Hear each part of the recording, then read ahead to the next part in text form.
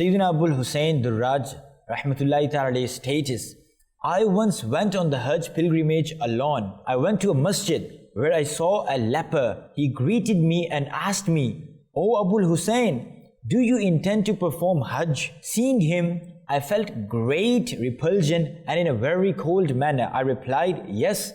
The leper said, take me with you also. Considering him a burden, I thought to myself that I did not even like the company of healthy people, and now a leper is requesting me to go. Therefore, I flatly refused. He humbly requested me to take him with me, but I said, taking an oath by Allah Almighty, I will not take you with me at any cost. The leper said, O Abul Hussein, Allah Almighty blesses weak people in such a way that even healthy people are left astonished. Having offered Asr Salah, I resumed my journey and reached a small town in the morning.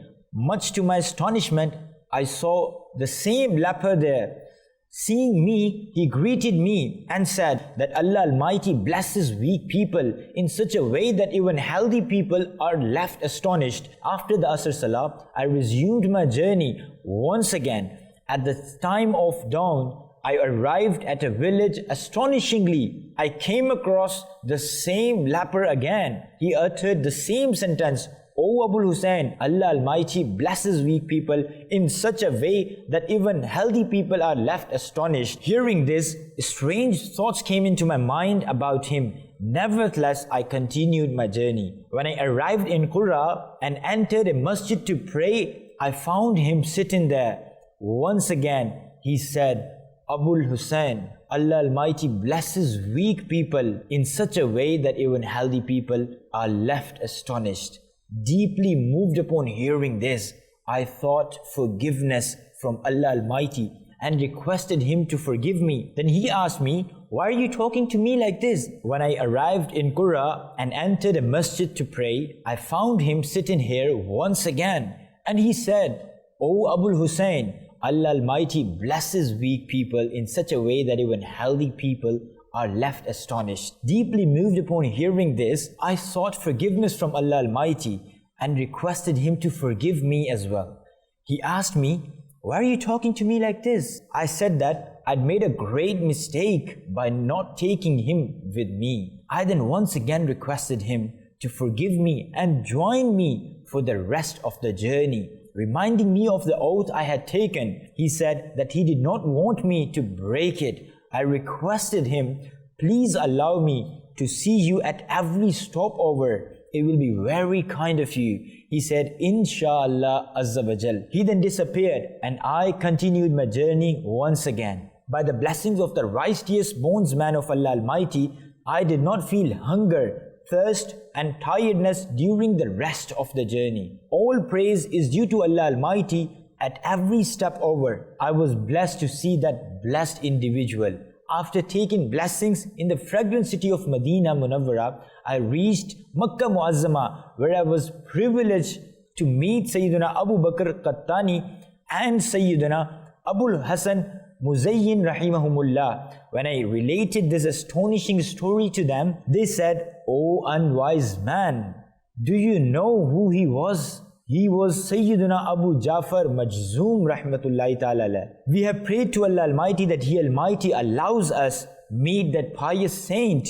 If you meet him again, do inform us on the 10th of Zulhijjah. As I performed Rami, that means pelting stones at the big pillar that represents the devil. Somebody pulled me towards him and said, O Abul Hussein, Assalamu alaikum.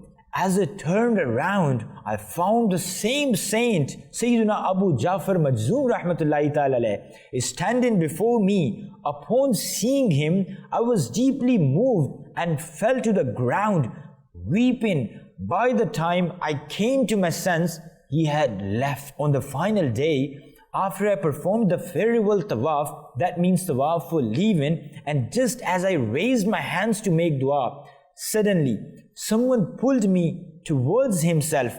It was Sayyidina Abu Jafar Majzoom rahmatullahi ta'ala. He said, O Abul Hussein, I remained silent and made 3 du'as in the majestic court of Allah Almighty. He said, Ameen, after each of 3 du'as and then disappeared. I have not seen him since then. Let me tell you the 3 du'as I made.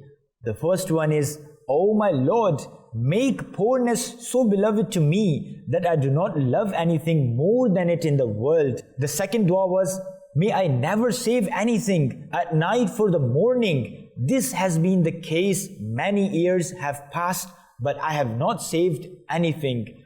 The third dua was, O my Lord, when you blessed your saints with the honor of seeing you, then include me amongst them also. I have complete hope that my Lord will certainly fulfill these supplications of mine, because a great saint said Ameen when I made them. May Allah Almighty have mercy upon him and forgive us without accountability for his sake. Sallu ala al-Habib sallallahu ta'ala ala Muhammad sallallahu ta'ala alayhi wa sallam. We love Madani Channel. We love Madani Channel.